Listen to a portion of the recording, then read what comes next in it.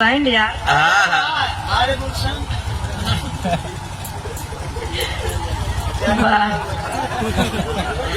Love is blind, प्यार अंधा होता है।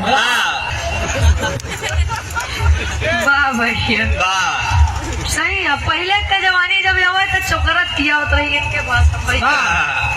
पहले के लोग पहलवानी में बड़ा शौक रखे।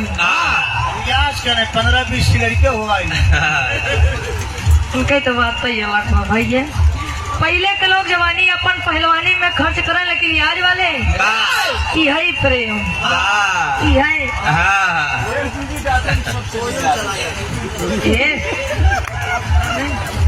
भैया। देखा था 1.5 GB डाटा वीडियो कॉलिंग चुक गया तो बाहर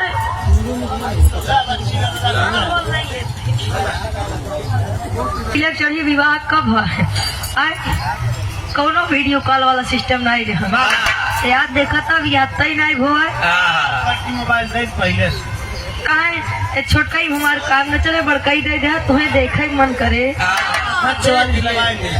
हाँ वीडियो कॉल तुरंत लगाइए भैया। हो पहले जवानी काम में खर्च होते रही, लेकिन आज वाले जब प्यार किया तो डरना क्या, जब डरना तो फिर करना क्या। फांसी लगा के मरना क्या। वाह कहे प्यार व्यार के चक्कर में, अरे प्यार व्यार के चक्कर में सब घर परिवार छूट गई। बेगाना से प्यार बढ़ल, अब हमसे नाता टूट गई। 4 दिन के चढ़ल जवानी, अरे 4 दिन के चढ़ल जवानी एक दिन स्वतः उतर जाई। अरे चक्षु खुले के पहले बबुआ सारा स्वप्न बिखर जाई। जब प्रेम हो गया कहा अब जान ले हम तोरे बिना रही न पाए। आज के जमाने में ब्लाइंड लव चलत बा, अंधा प्यार। लव इज ब्लाइंड यार।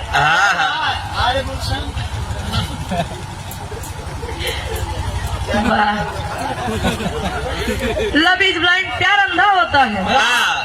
लेकिन अगर देखा जाए प्यार अंधा होता किसका है, तो सत्यता में महतारी से ज्यादा अंधा प्यार क्यों कभो क्यों न कह पाए। जिस दिन माँ के गर्भ में बच्चा आता है, महतारी सिर्फ महसूस करके लड़किया से प्रेम करे लागत है कि नहीं देखत हमारे लड़किया करिया हो, गोर हो, सांवर हो, लड़की हो, लड़का हो, सिर्फ महसूस करके प्रेम करती है। वही का कहते हैं अंधा प्यार।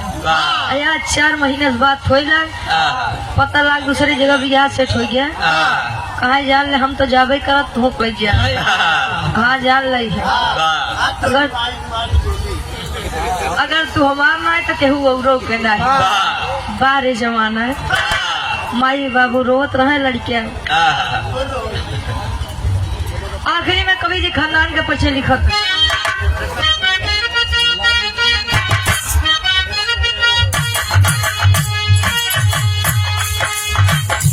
गुरुवर बिहारी देखा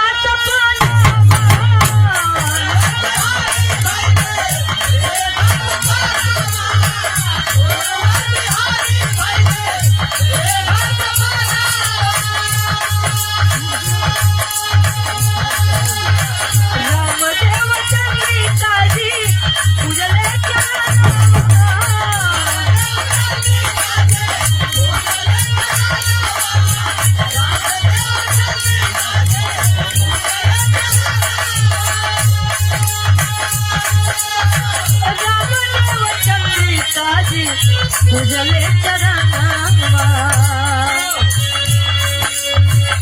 रुचिया का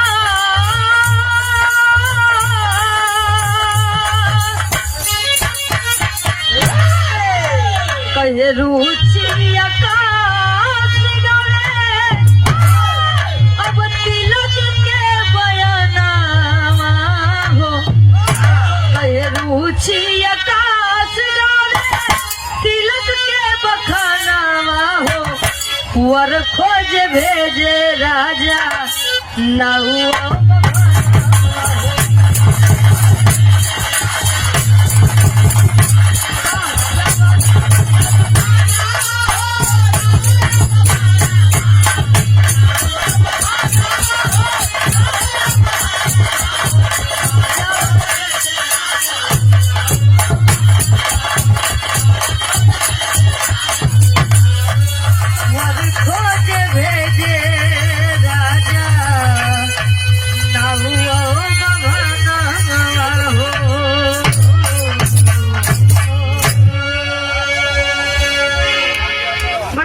के नंबर भाई आप सब मुखार बिंदु से आनंद लें।